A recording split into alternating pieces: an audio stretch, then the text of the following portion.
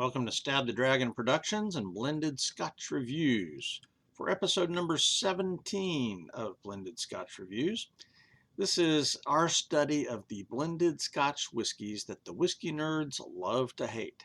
So far, we've examined 8 of these blends and 6 of the single malts that go into them.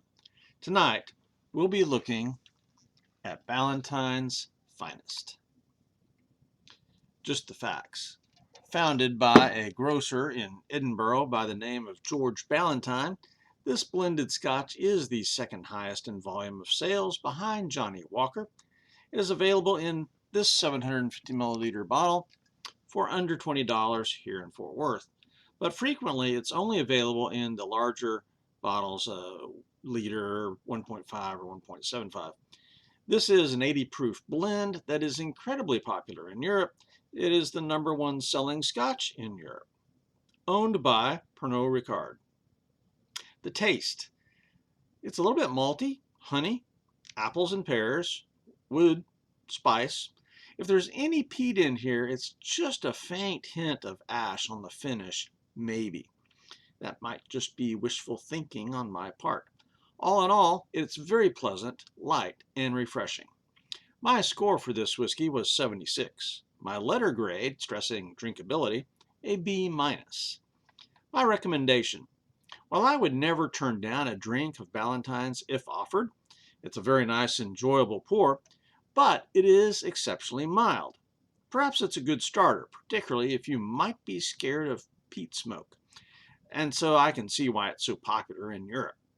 It really worked in a ginger ale with lime for me and my wife. Particularly, she liked it. Details. History. When George Ballantine was just 13 years old, he began an apprenticeship in the grocery store business in Edinburgh. And then by 1827, when he was 18, he didn't want to be a farmer like his dad, so he was in business on his own. His business had prospered, and his blended whiskeys became very popular, eventually earning a royal warrant from Queen Victoria. It has won many awards through the years and is, like I said, the most popular Scotch in Europe. Currently, it has been produced by Chivas Brothers, and they are, in turn, owned by Pernod Ricard. So for history, 5 points out of 5. And if you want more, there is a book available on Ballantine's whiskey. Bottle, label, and marketing. I like the colored glass on the bottle and the rectangular shape. The label is classy, and that royal warrant is attractive.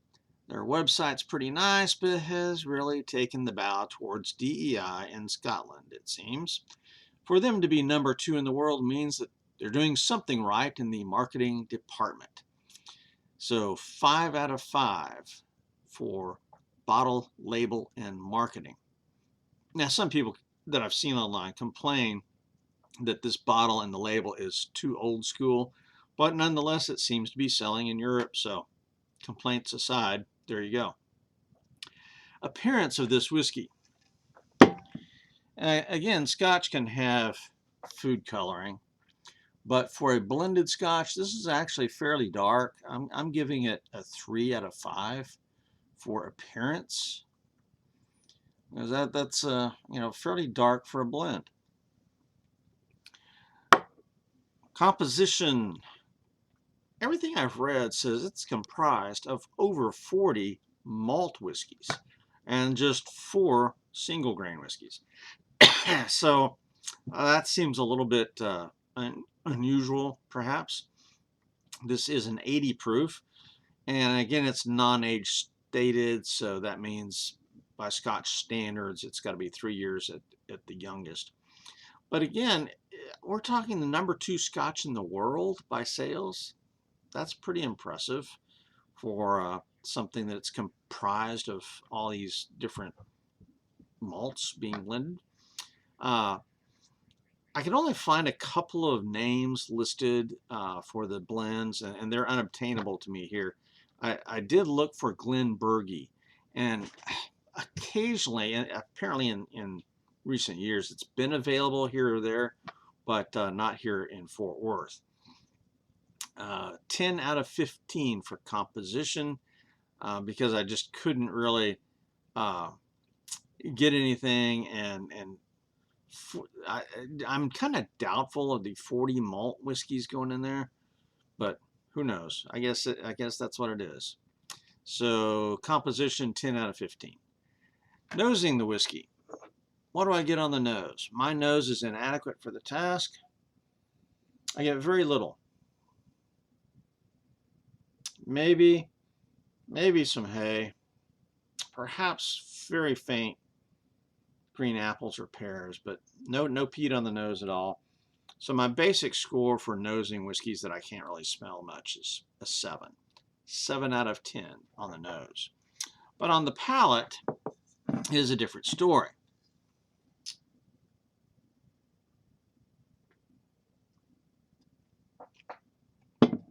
There I do get a little bit of honey, some pears and apples, I think, a bit of wood, some spiciness there that's really pleasant. It's not super sweet though. It is malty, but one of the reasons I like Scotch is it's not super sweet. So it's malty, and maybe just a hint of ash in there somewhere. So 20 out of 25 for the palate. Nothing negative here. Mouthfeel, burn, and finish. It has a decent mouthfeel. Not real oily, but nonetheless, it's decent. Some slight tingles. There's no real burn going up or down. The finish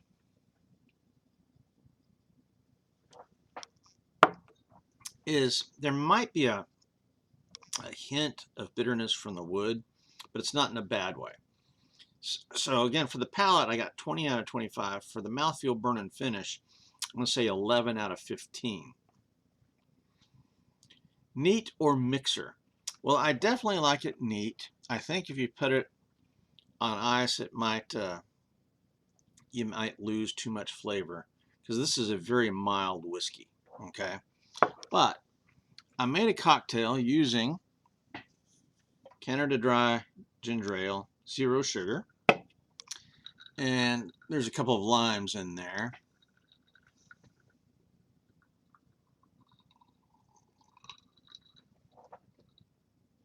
And this is actually very pleasant. My wife really liked this one.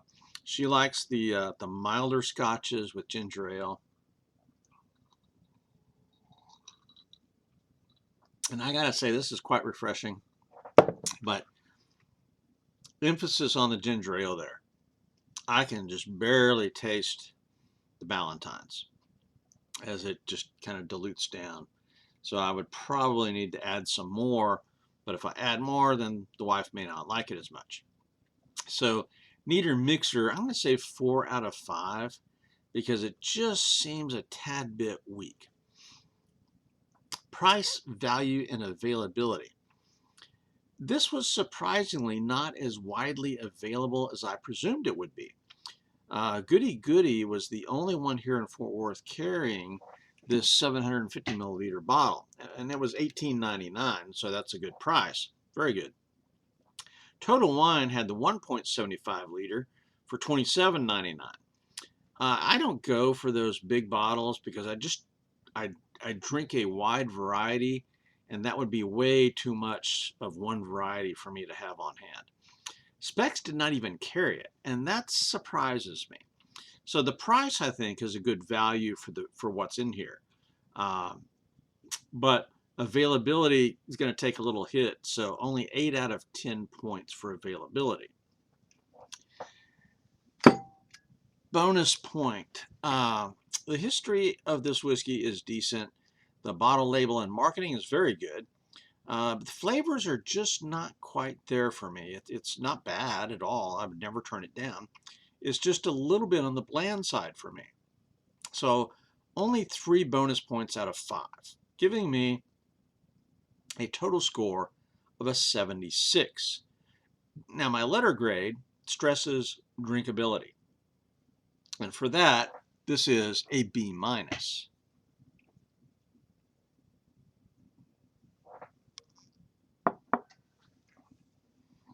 So my analysis and recommendation. This is a decent pour. I would never turn it down if offered, but so far I would say that this is my least favorite of the blends that I've sampled. But again, I like it. It is easy sipping, and it works great in a cocktail, though maybe a bit weak. So I can see why it's so popular in Europe. It gives you a little bit of the maltiness, a little bit of that Scotch flavor, but not enough to scare anybody away. I prefer the bolder taste. I mean, even Dewar's is more bold than this. So, uh, if you're beginning your Scotch journey, this is a mild and malty drink that will be a great introduction to Scotch, and it has no discernible peat smoke. So I can recommend this Ballantines because if there is any peat smoke in there, it's too faint for me to taste, with maybe just a hint of ash on the finish. So I recommend it for somebody new to Scotch who may be, oh, I've heard about the smokiness of Scotch and I don't want that. Well, this is for you then. And again, my wife likes this one a lot with the ginger ale cocktail. So this is, a good introductory blend. My conclusion.